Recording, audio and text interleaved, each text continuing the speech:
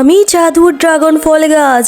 তোমরা চাইলে আমার গাছ থেকে যত খুশি তত ড্রাগন পেড়ে খেতেও পারো, আবার বিক্রিও করতে পারো। এই টয়া, এই দেখ তোর পাশে কিছু ড্রাগন ফল আছে, যা এইগুলো নিয়ে বাড়িতে চলে যা।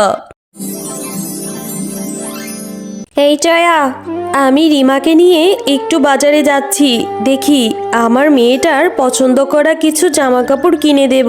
তুই বাড়িতেই থাকবি, আর বাড়িতে যে কাজগুলো আছে সব সেরে ফেলবি, রান্নাটাও সেরে ফেলবি, এসে যেন মেয়েটাকে আমি খাবার খাওয়াতে পারি, বুঝলি? ঠিক আছে মামি, আমি সব কাজ করে রাখবো। মামি, আমাকেও একটা জামা কিনে দিও রিমার মতো। কি?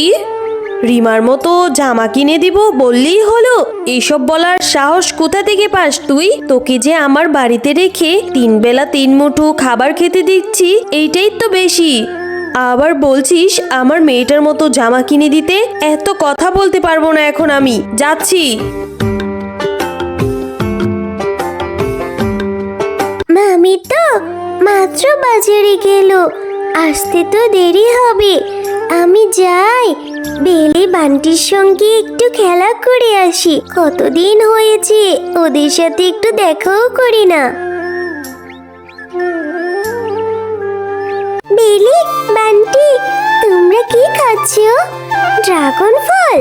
ও বাবা, ড্রাগন ফল খেতে কি অনেক মজা। আমি কোনোদিন ড্রাগন ফল খাইনি। হ্যাঁ রে টয়া, ড্রাগন ফল খেতে অনেক মজা, শরীরের জন্য খুব ভালো। অনেক রক্ত হয় শরীরে, জানিস না তুই? হ্যাঁ রে বেলি, আমি তো জানি, আর অনেকেরই খেতে দেখেছি। কিন্তু কি করব বল, আমারও না খুব খেতে ইচ্ছে করে রে, কিন্তু আমার তো আর বাবা মা নেই। খেতে ইচ্ছে করলে কে বা আমাকে কিনে দেব বল? হ্যাঁ রে টয়া, তোর জন্য না আমাদের অনেক মায়া লাগে রে। আমাদের কাছে তো বেশি ড্রাগনও নেই, মা তো একটা ড্রাগন কিনে আমাদের 2 ভাই বোনকে খেতে দিয়েছে। ড্রাগন ফলের যে অনেক দাম, বেশি থাকলে তোকেও একটু খেতে দিতাম রে। না রে বেলি, আমি তো ড্রাগন ফল খেতে আসিনি, মামি একটু বাজারে গেছে, সেই সুযোগে তোদের সঙ্গে একটু খেলা করতে আসলাম। অনেক দিনও হয়েছে, তোদের সাথে তো কোনো দেখা সাক্ষাৎই আমার হয় না। হ্যাঁ রে, কিভাবে দেখা করবি? তোর মামি তো তোকে অনেক কাজ করায়, তুই তো কাজ করতে করতে একদম সময় পাস না। আমাদের সঙ্গে কিভাবে খেলা করবি? ঠিক আছে রে বিলি বান্টি, তোরা বাড়িতে যাস, আমি এখন যাচ্ছি। অনেক দেরি হয়েছে এখানে যে এসেছি।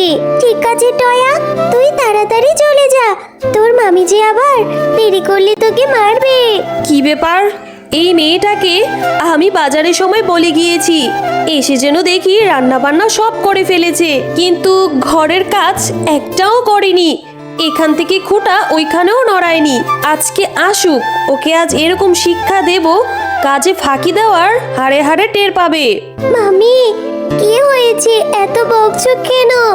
আমি এখনই সব কাজ করে ফেলছি। কি হয়েছে মানি? আমরা সেই কখন বাজার থেকে এসেছি, এসে দেখলাম রান্নাঘরে এখনো উনুন জ্বলেনি। কেন রে, কোথায় গিয়েছিলি? পাড়ায় পাড়ায় ঢিং ঢিং না করলে কি তোর পেটের ভাত হজম হয় না? দাঁড়া, আজকে তোকে আমি এমন মার দেব যাতে আর কখনো আমি বাড়িতে না থাকলে কাজে ফাঁকি দেওয়ার সাহস না পাস। মামি, আমাকে আর মেরো না মামি, আমার যে খুব লাগছে, আমাকে ছেড়ে দাও, আমি আর কখনো এরকম করবো না। রোজ রোজ এত কাজ করতে আমার একদম ভালো লাগে না। বাবা মা, তোমরা আমাকে রেখে কেন চলে গেলে?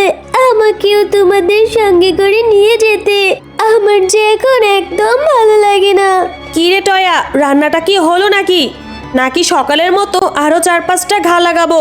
হ্যাঁ মামি, রান্নাটা প্রায় হয়েই এসেছে, আমি এক্ষুনি নিয়ে আসছি। মা, ড্রাগন ফলগুলো খেতে না অনেক মজা, কত লাল, আমার শরীরে অনেক রক্ত হবে। হ্যাঁ রে টিঙ্কু, চুপচাপ করে খেয়ে নে তো, ওই মেয়েটা দেখলে আবার খেতে যাবে, ওর যে কোনো কিছুই তো ওর সহ্য হয় না। টিঙ্কু বোন, তুই ড্রাগন ফল খাচ্ছিস? মামি, তুমি টিঙ্কুকে ড্রাগন ফল এনে দিয়েছো? আমাকে একটু দেবে? আমি কোনোদিন ড্রাগন ফল খাইনি। একটুখানি খেয়েই দেখবো ড্রাগন ফলটা খেতে কেমন মজা। দেখেছিস, মাত্রই বললাম যে এসে ভাগ বসাতে যাবে, বলতে না বলতেই এসে পড়লো। কেন রে, তোর জ্বালায় কি আমি আমার মেয়েটার পছন্দ করা কোনো খাবার এনে খাওয়াতে পারবো না? সবসময় শুধু তুই আমার মেয়েটার সঙ্গে জুড়া দিস। আমার মেয়েটা এমনিতেই অসুস্থ, ডাক্তার বলেছে ড্রাগন ফল খাওয়াতে, তাই আমি এত দাম থাকা সত্ত্বেও আমার মেয়েটাকে একটা ড্রাগন ফল এনে দিয়েছি। তুই আবার এখানেও ভাগ বসাতে চাস? যা এখান থেকে, পুকুর ঘাট থেকে 1 কলস পানি নিয়ে আয়। ঠিক আছে মামি, আমার খেতে হবে না। আমি এক্ষুনি পুকুর ঘাট থেকে পানি আনতে যাচ্ছি। এরপর টয়া পুকুর ঘাটে যেতে থাকে পানি আনার জন্য। আরে এ কি? এই গাছটা তো কোনো পাতা নেই, একটা ফুল আর একটা কত বড় ড্রাগন ফল দেখা যাচ্ছে। কি আশ্চর্যকর বিষয়! সৃষ্টিকর্তার কি মহিমা! যাই হোক, এই ফলটা আমি আমার সঙ্গে করে বাড়িতে নিয়ে যাব। মামিকে বলবো আমাকে আর টিঙ্কুকে কেটে দিতে, তারপর আমরা মজা করে খাবো। এরপর টয়া ড্রাগন ফলটি নিয়ে বাড়ি চলে যায়। মামি, দেখো আমি কি নিয়ে এসেছি, কত বড় ড্রাগন ফল! এই ফলটা না আমি নদীর ঘাটে যখন পানি আনতে গিয়েছিলাম একটা গাছে ধরে থাকতে দেখেছিলাম, ওখান থেকে নিয়ে আসলাম আমার আর টিঙ্কুর জন্য। আমরা দুজন এখন মজা করে খাবো। কি সব বলছিস রে টয়া? জঙ্গল থেকে কোন না কোন জঙ্গল ফল নিয়ে এসেছিস, আবার সেটা বলছিস আমার মেয়ে টিঙ্কুকে খাওয়ার কথা?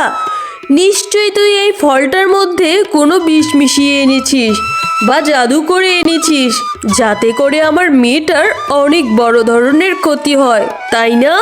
না মামি, আমি এসব কিচ্ছু করিনি। আমি তো টিঙ্কু আর আমার জন্যই নিয়ে আসলাম। টিঙ্কু তো আর একা খাবে না, আমিও তো খাবো।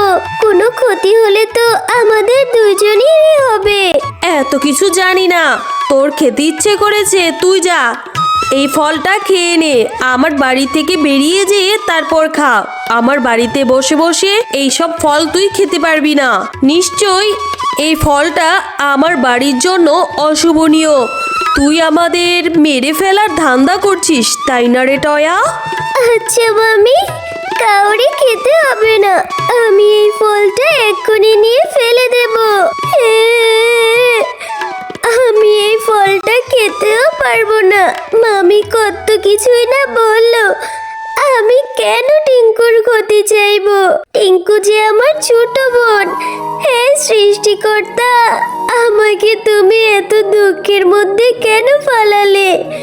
আমার যে এখন আর একদম ভালো লাগে না। বাবা মা, আমাকে তোমার সাথে করে নিয়ে যাও না। আমি এই ফলটা খাবোই না, এক্ষুনি পানিতে ফেলে দেব। এরপর টয়া পানিতে ফলটা ফেলে দেয়।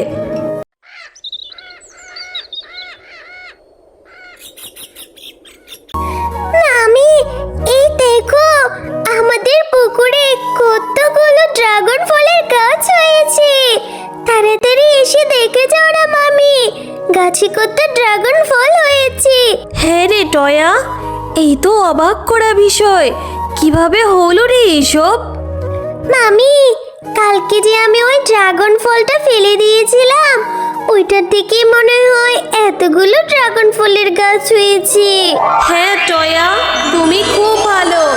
তুমি যে ড্রাগন ফলটা ফেলেছিলে ওইটা একটা জাদুকরি ড্রাগন ফল ছিল, তাই তো ওই ফলটা থেকে এতগুলো ড্রাগন ফলের গাছ হয়েছে।